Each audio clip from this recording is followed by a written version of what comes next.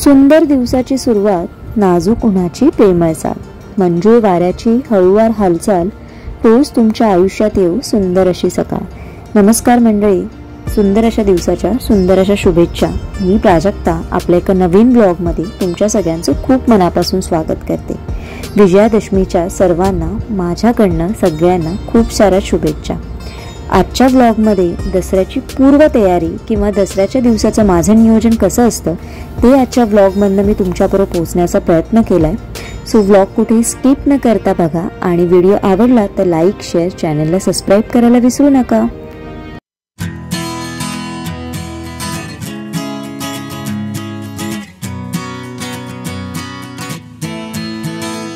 आज बऱ्याच दिवसांनी साबुदाणा वड्यांचा बेत होणार होता, कारणच तसं स्पेशल होतं, म्हणजे उद्या असणारा दसरा. सो मैत्रिणींनो, आजच्या व्लॉगमध्ये मी तुमच्याबरोबर माझं दसऱ्याचं प्रिपरेशन मी कसं करते, म्हणजे सकाळी ऑफिसला जायचं असतं मला, पण त्याच्या आधी मी सकाळी लवकर उठून माझं जेवण वगैरे मी सगळं कसं मॅनेज करते, टिफिन कसं तयार करते, तेच आजच्या व्लॉगमधनं मी तुमच्याबरोबर दाखवण्याचा प्रयत्न केलेला आहे. तुम्हाला तो कसा वाटतो मला नक्की कमेंट करून सांगा. साबुदाणे वडा बनवायचा बेत यासाठी कारण मी उद्या पुऱ्या तळणार होती.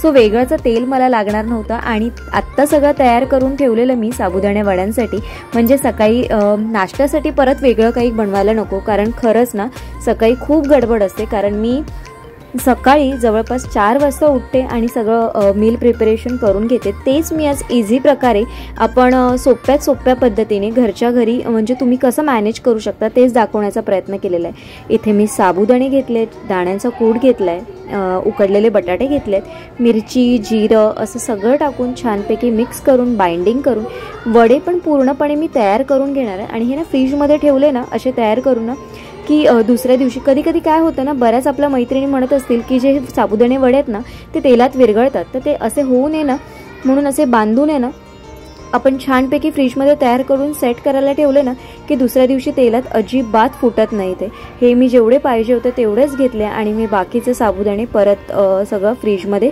तसंच पॅक करून ठेवून देणार होते. आणि इथे मी ना सकाळसाठी मला ॲक्च्युली वालाची भाजी करायची होती, पण वाल सोलायला वेळ जाणार होता म्हणून मग मी अख्खे मूग होते ते भिजत घातलेले आणि ते भिजत घालून नंतर जसे ते भिजतात ना तशी त्याची सालं आपोआप येतात. तर 2-3 पाणी जर तुम्ही नीट काढले ना तर त्याची सालं आपोआप सुटतात. सो मी ते देखील रेडी करून ठेवलेत आणि अशा प्रकारे एका डब्यामध्ये मी साबुदाणे भरून पण ठेवलेत. आता काय करते तर उद्याची तयारी म्हणजे तोरण, हार हे सगळं बनवायचं. तर मी दसऱ्याला घरीच बनवते. मी नेहमी माझ्या व्लॉगमधनं तुम्हाला एकच सांगायचा प्रयत्न करत असते की प्रत्येक गोष्टीमधनं तुम्ही आनंद घ्या आणि तुम्हाला त्या गोष्टीतनं जेव्हा तुम्ही आनंद घ्यायला प्रयत्न कराल ना तुम्हाला त्याच्यापेक्षा डबल आनंद हा त्या गोष्टीतून मिळेल. या सगळ्या गोष्टी जेव्हा आपण घरच्या घरी स्वतःच्या हाताने आणि कुठल्या तरी फेस्टिवलसाठी तयार करतो ना तर त्याची मजा, त्याचा आनंद खरंच खूप वेगळा असतो की अरे मी बनवलं आहे. आणि तुम्ही नाही, तुम्ही सगळ्यांना सांगत देखील असं अरे मी बनवला, मी घरी बनवलं, असं खरंच खूप छान असं वाटत असतं.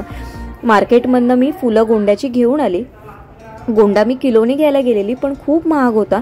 मग मी काय करते, दादरला ना पालघरवरनं ना बरेचसे ना म्हातारी माणसं येतात, बायका येतात, बरेचसे जण ना सकाळी म्हणजे ती लोक रात्रीच येतात आणि मग पहाटेची ट्रेन पकडून ती लोक जातात, म्हणजे पूर्ण रात्रीमध्ये ती लोक त्यांचा माल पूर्ण हे करतात, विकतात.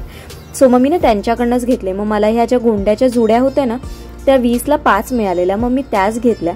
आणि मी ना असं हे घरच्या घरी तोरण तयार करून ठेवते, म्हणजे जे कपाटाला लागणार आहे, आपल्याला गॅसला लागणार आहे, तुळशीला, देवाऱ्याला, असं जे सिंगल लागतात ना ते मी पहिले असे घरच्या घरी करून घेतलेत.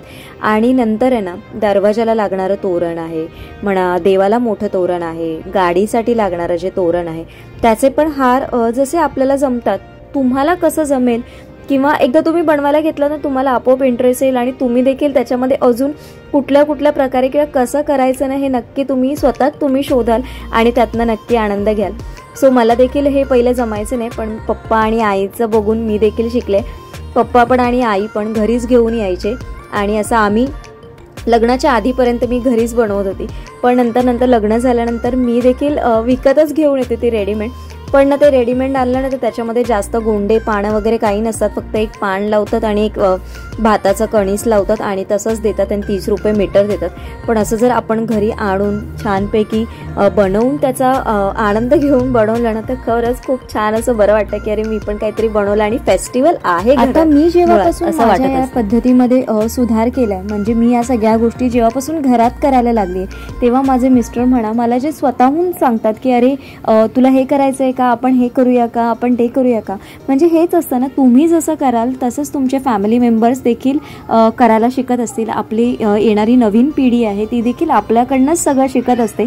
सो आपण या घरात छोट्या छोट्या गोष्टी अशा काही केल्या ना तर त्या देखील त्याच्यामधनं नकळत बरंचसं काही घेऊन जातात. इथे आपट्याची पानं आणलेली ती देखील पण मी ठेवून घेतली आणि सगळं छानपैकी वेगवेगळ्या पद्धतीने वेगवेगळ्या पिशवींमध्ये मी भरून ठेवलेलं.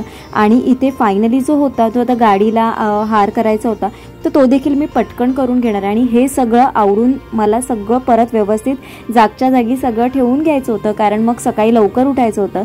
कारण सकाळी जर लवकर उठली नाही तर मी माझी बाकीची कामं कशी होणार, म्हणून मग हे सगळं आवरून परत सगळं किचन क्लीन करून मला ठेवायचं होतं. कारण मी प्लॅटफॉर्म वगैरे ओटा वगैरे सगळं क्लीन करून रात्रीच ठेवलेलं, कारण म्हणजे आपल्याला सकाळी घाई गडबड होत नाही. सकाळी फक्त आपण ओटा एक छानपैकी हात मारून घेतला ना परत की पटकन आपला ओटा देखील साफ होतो. आणि जेव्हा आपण किचनमध्ये एंट्री करतो ना तेव्हा छान असं प्रसन्न असं वाटत असतं. सो हे सगळं झालं आहे आणि आता बघू शकता मी सगळं आवरून ठेवते. आणि आता बघूया, आता सकाळी मला 4 वाजता उठायचं आहे. 4 वाजता उठल्यानंतर मी नेहमी 2 अलार्म लावून ठेवते माझ्या घड्याळामध्ये. म्हणजे एक 3:45चा लावते आणि मग 4चा लावते. म्हणजे 3:45चा लावला आणि 4 वाजता लावला की मग मला कळतं. सो आता मी इथे किचनमध्ये आलेली आहे. 4:30 वाजलेत. 4 वाजता मी उठलेली, पण आंघोळ वगैरे करून येईपर्यंत मला किचनमध्ये 4:30 झाले. आणि आता मी परत एक हात मारून घेते, कारण रात्रीचा प्लॅटफॉर्म असतो आणि आता मला पूजा करायची आहे. म्हणून मी फक्त एक क्लीन करून घेते आणि आता मी शेगडीची पूजा करून घेणार आहे. कारण आज दसरा आहे. कारण आपल्या बायकांचा बराचसा वेळ हा निम्म्यापेक्षा जास्त वेळ किचनमध्येच जातो. आणि शेवटी आपलं हे किचनच जी अशी गोष्ट आहे ना जी आपल्या पूर्ण फॅमिलीचं बोलतात ना एकदम हेल्दी ठेवत असतं. सो हे किचन हे खूप महत्त्वाची गोष्ट आहे. सो किचनची इथे मी पूजा करून घेते. हळद कुंकू वाहून घेतलं आहे, छानपैकी अगरबत्ती देखील लावून घेतली आहे, सोनं वाहून घेतलं आहे, नैवेद्यासाठी एक पेढा ठेवलेला आहे आणि छानपैकी पूजा करून घेतली. आणि ही जी पूजा असते ना पूर्ण दिवस आहे ना, जो 4 वाजता उठलेलो आहेत आणि आपल्याला कधी जर पूर्ण दिवसच थकवा आला ना तो अजिबात तुम्हाला जाणवणार नाही. कारण या प्रसन्न वातावरणात जर तुम्ही काम केलं ना 2 तास म्हणा, 3 तास म्हणा, 4 तास म्हणा, किती वेळ जरी तुम्ही काम केलं ना तरी तुम्हाला कंटाळा येणार नाही आणि अजून तुमची एनर्जी वाढेल. तुम्ही एकदा नक्की ट्राय करून बघा. यासाठी हे सगळं करण्यासाठी दसराच पाहिजे, फेस्टिवल पाहिजे असं नाही आहे. तुम्ही डेली जरी हे केलं ना तरी तुम्हाला खूप छान असं प्रसन्न असं वाटणारं आहे. सो इथे मी आता कुकरमध्ये, जसं मी म्हटलं की जेव्हा माझी घाई गडबड असते किंवा मला लवकर जेवण करायचं असतं तेव्हा मी कुकरचा वापर करते. सो मी मुगाची उसळ करणार होती, सोललेल्या मुगाची. मग इथे मी राई, कांदा, टमॅटो असं सगळं टाकलं आहे आणि ह्याच्यामध्येच मी बटाटा देखील एक टाकणार आहे. म्हणजे मुगाची भाजी खाल्ली जात नाही म्हणून मग त्याच्यामध्ये थोडासा बटाटा असला तर मूग आपले आवडीने खाल्ले जातात. सो इथे छानपैकी मसाला टाकून घेतला आणि यामध्येच आता मी मूग जे आहेत ते आपले ओतून घेणार आहे आणि छानपैकी त्याच्यामध्ये तेलामध्ये परतवून घेणार आहे. चवीसाठी थोडंसं खोबरं टाकणार आहे, 1 चमचा ओलं खोबरं टाकलेलं आहे मी. आणि आता कुकरचं झाकण लावून मी मंद गॅसवर याला 10 मिनिटासाठी शिजवून घेणार आहे. शिटी अजिबात करणार नाही. आणि झटपट अशी होणारी भाजी म्हणजे पालेभाजी.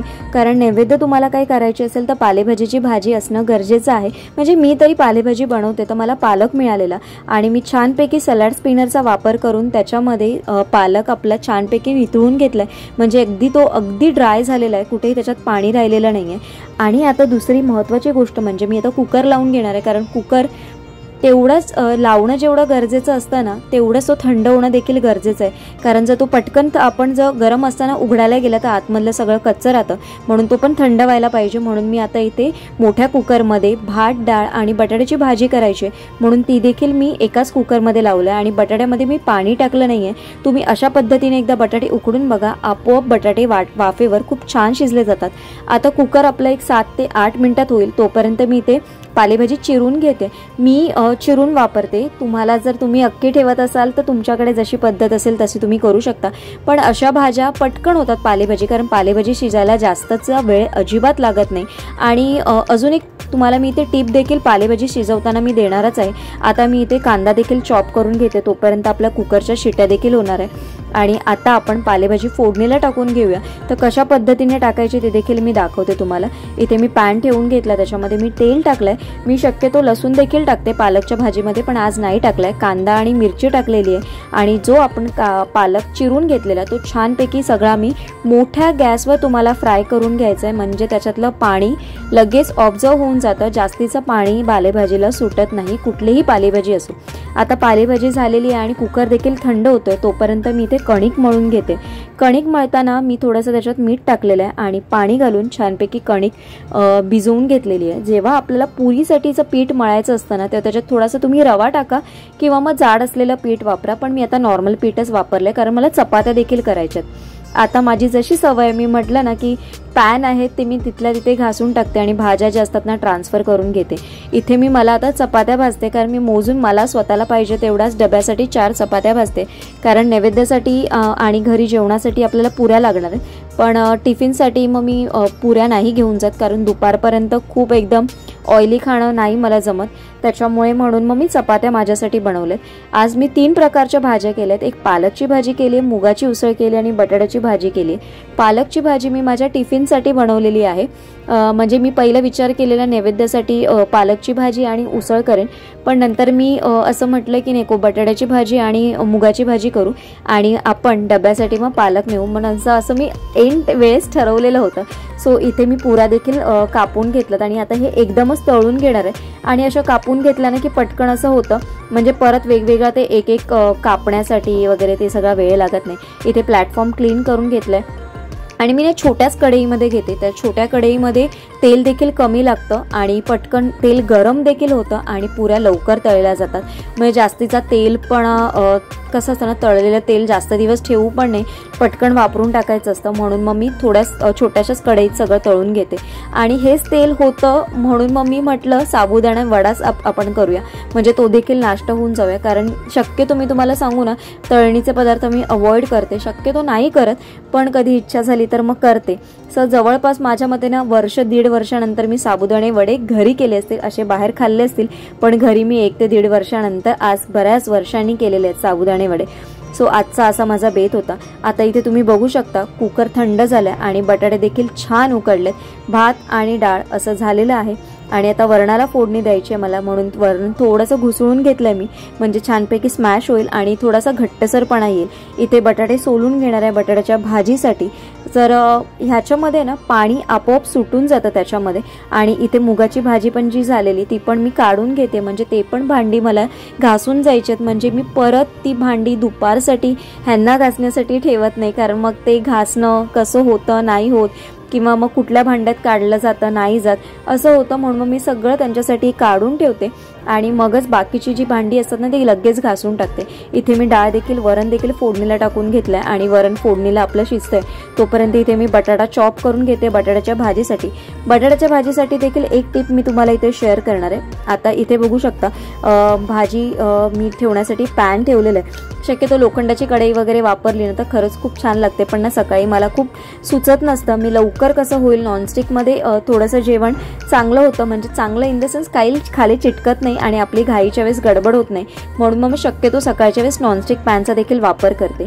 आणि बटाट्याची भाजी थोडीशी सॉफ्ट होण्यासाठी ना जेव्हा तुम्ही मिक्स कराल ना त्याच्यानंतर त्याच्यावर ना पाण्याचा थोडासा हापका मारा, म्हणजे आपली बटाट्याची भाजी ना एकदम छान मऊसूद होते. तेल देखील ना मी गाळून ठेवते. मी तेवढं तसंच तेल पूर्ण कढई तशीच ठेवत नाही. जेव्हा आपल्याला पाहिजे तेव्हा परत ते कढईत ओतून मी घेते, म्हणून मी ते गाळून ठेवलेलं आहे. आता इथे बटाट्याची भाजी पण मी स्टीलच्या डब्यामध्ये तुम्ही बघू शकता मी ट्रान्सफर करून घेतली.